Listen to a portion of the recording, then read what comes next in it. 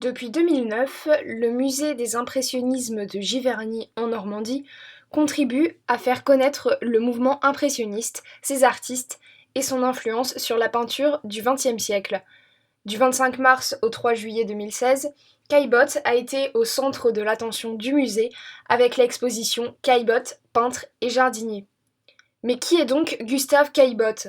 C'est la question que nous nous poserons aujourd'hui en compagnie de Marie Delbar, médiatrice culturelle et guide au musée des impressionnismes de Giverny. Gustave Caillebotte est un peintre du XIXe siècle, né dans une famille très fortunée.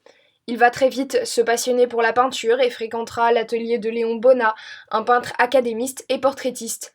Par la suite, il est reçu à l'école des Beaux-Arts à Paris, mais très vite, Gustave va s'éloigner des conventions et rejoindre le mouvement impressionniste. Le mouvement impressionniste, c'est un courant artistique du XIXe siècle où les peintres vont se concentrer sur le mouvement et sur leur vision du monde. De cette façon, ils vont rompre avec la peinture académique qui se veut tourner vers les figures de l'Antiquité.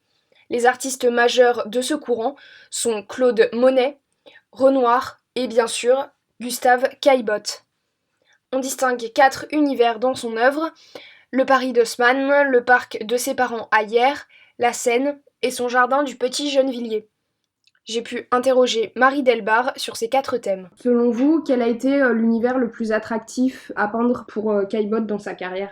Je pense qu'ils ont tous été très attractifs à certains dépendants de sa vie à l'époque. Clairement, le Paris haussmannien était une grande influence dans ses toutes premières années, mais on sent dans tous ses tableaux toute l'affection qu'il a pu avoir pour le jardin de ses parents dans la propriété de Hyères et pour son propre jardin. Ce sont des lieux qui ont correspondu à des moments de sa vie au fur et à mesure, et c'est clairement quelqu'un qui a peint ce qu'il a aimé, ce qui lui plaisait. Pour vous, quelle est l'œuvre la plus intéressante de Caillebotte? Alors j'avoue que pour nous, à Giverny, c'est définitivement le parterre de Marguerite. Et en fait, tout ce qu'il a fait dans son jardin à la fin de sa vie, dans la dernière partie de sa carrière, c'est vrai que pour Giverny, c'est là où on sent vraiment l'espèce de rapport qu'il y a avec ce que Monet lui-même a fait à Giverny. Mais c'est cette idée de s'inspirer du jardin pour un programme décoratif très ambitieux, avec un regard assez nouveau sur la nature. Donc il y a quelque chose qu'on trouve chez Monet avec les grands nymphéas et qu'on trouve chez Caillebotte avec le parterre de Marguerite. Une sélection des œuvres majeures de Caillebotte est en effet impossible, mais on peut dire que ses raboteurs de parquet, son canotier au chapeau haut de forme, son tableau La Seine et le pont de chemin de fer d'Argenteuil, et son parterre de Marguerite bien sûr, sont des œuvres qui ont marqué la carrière du peintre. Ainsi, les premières œuvres de Caillebotte sont consacrées au Paris haussmannien. Il y représente une ville en pleine transformation, encore poussiéreuse après les travaux qu'elle a subis. C'est là que le peintre va adopter des angles de vue très inhabituels, notamment du haut de balcon. J'en ai d'ailleurs parlé à Marie Delbar. Alors dans ses œuvres inspirées du Paris haussmannien, Gustave Caillebotte peint des classes sociales totalement opposées. D'un côté, il montre les ouvriers du bâtiment, les raboteurs de parquet, et de l'autre, il met en scène les bourgeois depuis les balcons parisiens. Pourquoi il a fait comme ça ce grand écart Alors je pense que c'est tout simplement parce qu'il peignait ce qu'il pouvait observer autour de lui. C'est une grande caractéristique des impressionnistes de peindre le monde tel qu'il pouvait l'observer, dans toute sa diversité, dans tous ses aspects les plus nouveaux parfois, des nouveaux métiers, des nouveaux loisirs, des nouvelles architectures. Et c'est vrai que l'impressionnisme, en tout cas dans les tableaux, on sent pas trop une sorte de discours politique. Mais c'est vrai en tout cas chez Caillebotte, comme chez beaucoup d'autres impressionnistes, on sent que toutes ces figures, tous ces personnages, toutes ces différentes catégories sociales, ce sont des motifs. On sent pas, comme chez d'autres peintres de l'époque, la volonté peut-être de souligner la difficulté des métiers ou de susciter une réflexion politique. Leur sujet, c'est le mouvement du corps, les postures. Caillebotte était un homme passionné. Passionné par la peinture, bien sûr, mais aussi par la voile, l'architecture navale et enfin par l'horticulture. C'est ainsi qu'à la fin de sa vie, il s'éloignera de ce Paris en plein essor pour se consacrer beaucoup plus largement à sa passion de l'horticulture, à Gennevilliers. À la fin de sa vie, donc Caillebotte s'est retiré dans son jardin de Gennevilliers. Donc il s'est largement consacré à l'horticulture. Comment expliquer cette passion du peintre? On pense que c'est probablement grâce à ce très beau jardin qu'avaient ses parents ailleurs qu'il a pris le goût de la nature et des jardins. Et que, alors ce qu'on peut sentir aussi dans son jardin, c'est aussi le goût de la collection. Peut-être ce qui se différencie un petit peu du jardin de Monet en regardant les documents relatifs au jardin de Caillebotte, qui a frappé le jardinier du musée, c'est que pour lui, ce qu'il voyait, c'était un jardin de collectionneur. Et on sent un peu dans la correspondance de Caillebotte qu'il y avait certaines fleurs qu'il voulait absolument acquérir. Il y a un côté très organisé, très structuré dans son jardin, un peu comme une collection. Quand on parle de Caillebotte, il y a aussi donc ses autoportraits. Qu'est-ce que en fait ces autoportraits nous révèlent sur la vision du peintre de lui-même? Ce que je trouve très frappant personnellement dans les autoportraits de Caillebotte, c'est le regard assez intense. On sent quelqu'un de très décidé. C'est quelque chose qu'on voit dans les portraits photographiques qui ont été faits de Caillebotte. Dans les deux autoportraits qu'on avait dans l'exposition, entre donc le premier qui a été peint en 78, où il se représente dans son atelier face à une toile, le pinceau à la main, avec certaines des œuvres de sa collection accrochées sur le mur derrière, notamment le bal du Moulin de la Galette de Noir. Pour moi, c'est un autoportrait programme.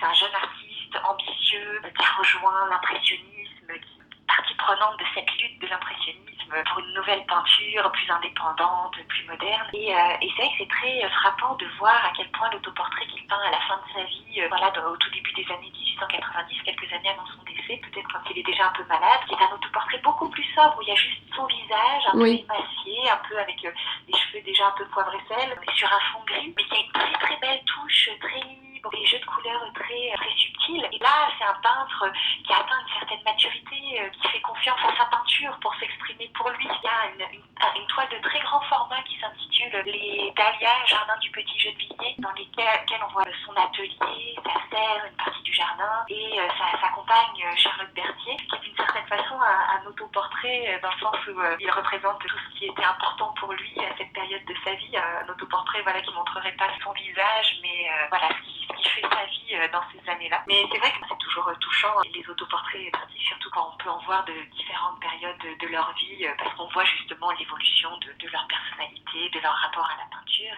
Mais tout au long de sa vie, Caillebotte se détache des conventions, même dans un mouvement artistique révolutionnaire. Il se distingue des autres impressionnistes tout d'abord par sa peinture, comme nous l'explique encore une fois Marie Delbar. Comment il s'est distingué en fait des autres impressionnistes? Dès le départ, quand il rejoint le mouvement, il a vraiment une approche très particulière, le fait de se concentrer comme il l'a fait sur le paysage urbain, le paysage parisien, avec des tableaux qui reposent beaucoup sur des jeux de perspectives très saisissants. Ce sont des tableaux très, très construits. Alors ça va toujours rester chez lui. Alors il n'est pas le seul impressionniste comme ça, mais parmi les impressionnistes, c'est un de ceux pour qui le dessin va rester toujours très important. Même si sa façon de traiter la couleur, sa touche se libère un petit peu tout au long de sa carrière, on n'a jamais la forme qui se dissout totalement dans la couleur, comme chez Monet. Et puis la façon dont ses passions parallèles pour le jardinage et par exemple pour la voile s'expriment dans ses tableaux. Il a vraiment des thématiques particulières. Il y a vraiment un regard particulier de Caillebotte, une façon de construire les tableaux, une façon de regarder le monde avec des points de vue souvent assez originaux. Mais Caillebotte est un peintre riche, contrairement à ses confrères. Il n'a donc pas besoin de vendre ses tableaux pour vivre, et croyant véritablement dans le talent de certains des peintres impressionnistes, il choisit de les aider financièrement. C'est comme cela qu'il tissera des relations avec certains d'entre eux, et notamment Claude Monet, l'un des artistes fondateurs du mouvement. On en a parlé un peu plus tôt, Caillebotte et Monet étaient assez proches. Comment ont évolué leur relation en fait? Dans un premier temps, c'est dans la deuxième moitié des années 70, où Caillebotte commence par acheter des toiles aux impressionnistes et puis ensuite rejoint le mouvement. Et il a un rapport avec Monet, comme avec d'autres impressionnistes, beaucoup de mécènes artistes. C'est quelqu'un qui a eu à cœur de favoriser cette nouvelle peinture dont il faisait partie, en aidant financièrement tout simplement ces artistes. Donc il leur a acheté des toiles. On sait qu'il a parfois payé le loyer de Monet, qui n'avait pas de fortune personnelle et qui avait, comme tous les impressionnistes, du mal à vendre ses tableaux. Mais on voit déjà dans la correspondance de l'époque que le soutien de Caillebotte n'est pas seulement financier. Il y a des lettres assez touchantes de lui à Monet où il l'encourage. Il lui dit: vous découragez trop vite, ce que vous faites est merveilleux, envoyez tel et tel tableau à l'exposition, je suis sûre que ça va marcher, je prends à ma charge l'encadrement. l'encadrement, ne vous inquiétez pas pour ça. Mais voilà, c'est une relation assez amicale, mais pas mal de mécènes artistes. Et on voit au cours des années 80, Monet, comme beaucoup d'autres de ses collègues impressionnistes, commence à gagner sa vie avec sa peinture. On sent peut-être que d'une certaine façon, sa relation avec Caillebotte s'équilibre, puisqu'il a moins besoin de le solliciter financièrement. Et on sent, voilà, vraiment au cours des années 80 et au début des années 90, une relation d'amitié qui est basée sur des intérêts communs. Voilà, ils s'écrivent énormément de lettres, ils se donnent des conseils. Caillebotte est témoin au mariage de Monet avec Alice Ochédé, ils se rendent beaucoup visite. On a vraiment une belle relation d'amitié autour de la peinture et autour du jardin. Et ce qui est très frappant quand on voit la collection que Caillebotte a constituée et a ensuite alléguée à la France, les œuvres qu'il a achetées étaient des œuvres de tous les artistes qu'on considère comme les représentants majeurs de l'impressionnisme. Comment en fait la mort de Caillebotte a affecté Monet? Elle l'a beaucoup affecté. Il y a une lettre où il explique que c'est un grand ami. Dans des lettres qu'il envoie à certains de ses autres amis, on sent qu'il est très affecté d'avoir perdu quelqu'un qu'il appréciait beaucoup comme ça. Vous avez par exemple le très beau massif de chrysanthème de Monet qu'il peint en 97, donc juste quelques années plus tard. Voilà, peut-être qu'on peut imaginer que c'est un tableau qu'il a peint en pensant à son ami disparu. Quelle influence il a eu sur la peinture au 19e, mais aussi après? Caillebotte, c'est quelqu'un qui a été oublié pratiquement juste après son décès. Dans les dernières années de sa vie, déjà, il n'expose plus en public. Il a laissé tomber un peu les expositions impressionnistes ou autres. Il ne montre plus ses tableaux. C'était quelqu'un qui n'avait pas vraiment besoin de ses œuvres. Pardon, il avait besoin de ses œuvres, mais il n'avait pas besoin de les vendre. Il les gardait chez lui. Donc elles sont beaucoup restées dans la famille. C'est un artiste dont il y a encore aujourd'hui peu d'œuvres dans les collections publiques. Ce qui est très amusant, c'est que quelqu'un qui l'a influencé, c'est assez net, c'est son frère Martial, qui était photographe amateur. On s'est longtemps dit, sachant que Caillebotte avait un frère photographe, on s'est dit pendant un moment, peut-être que Caillebotte tout simplement a reproduit dans certains de ses tableaux les compositions de son frère photographe. En fait, Martial Caillebotte s'est mis à la photographie tard, au début des années 90, et donc c'était le contraire qui s'était passé, qu'il a repris dans certaines de ses photographies des compositions de son frère peintre. Pourquoi en fait Martial et Gustave étaient aussi proches? Je pense que c'était un peu lié à leur histoire personnelle. Ils ont eu le malheur de perdre très rapidement d'abord leur père, donc en 1974 de mémoire, 2 ans plus tard leur frère René, et ensuite leur mère. Donc ils se sont retrouvés en 1878, âgés de 30 et 25 ans, un peu seuls au monde. À son décès, Caillebotte lèguera ses œuvres et sa collection privée à l'État français, mais il tombera dans l'oubli au XXe siècle, car on le percevra davantage comme un mécène et non comme un artiste à part entière. Seulement, à l'occasion du centenaire de sa mort en 1994, il sera redécouvert lors d'une rétrospective organisée par le musée d'Orsay et l'Art Institute of Chicago. On considère aujourd'hui Caillebotte comme un artiste impressionniste majeur et novateur, aux passions multiples.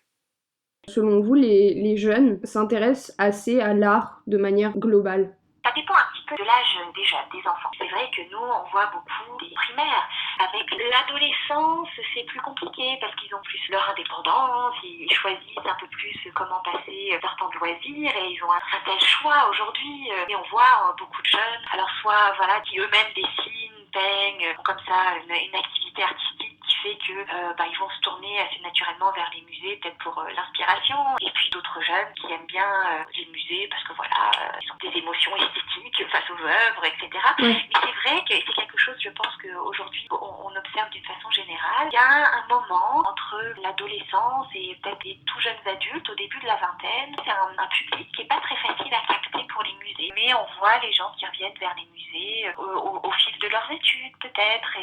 Et puis je sais pas, nous, c'est particulier, l'impressionnisme. Il y a des musées, peut-être, qui ont des sujets qui vont attirer différemment les jeunes, peut-être avec des choses autour des arts numériques, des choses qui sont un peu plus dans la rébellion, parce que les impressionnistes, même s'ils étaient dans la rébellion à leur époque, c'est quand même un mouvement de peinture qui est très accepté aujourd'hui. Et je sais pas si les jeunes perçoivent encore à quel point parfois les questions que se posaient les impressionnistes de comment trouver leur place par rapport à la tradition, proposer quelque chose de nouveau, peuvent être des questions qu'on se pose. Nous, on espère en tout cas d'être suffisamment présent sur les réseaux sociaux, arriver en fait à trouver ce qui peut faire que les jeunes aient à un moment l'envie au moins d'essayer le musée et voir si c'est quelque chose qui peut, comme on le croit nous forcément, qui peut leur apporter beaucoup dans leur vie personnelle ou professionnelle.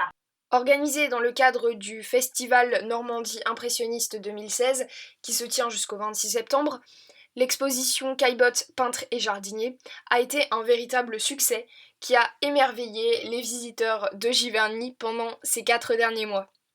L'exposition sera de passage au musée Thyssen-Bornemisza de Madrid du 19 juillet au 30 octobre 2016.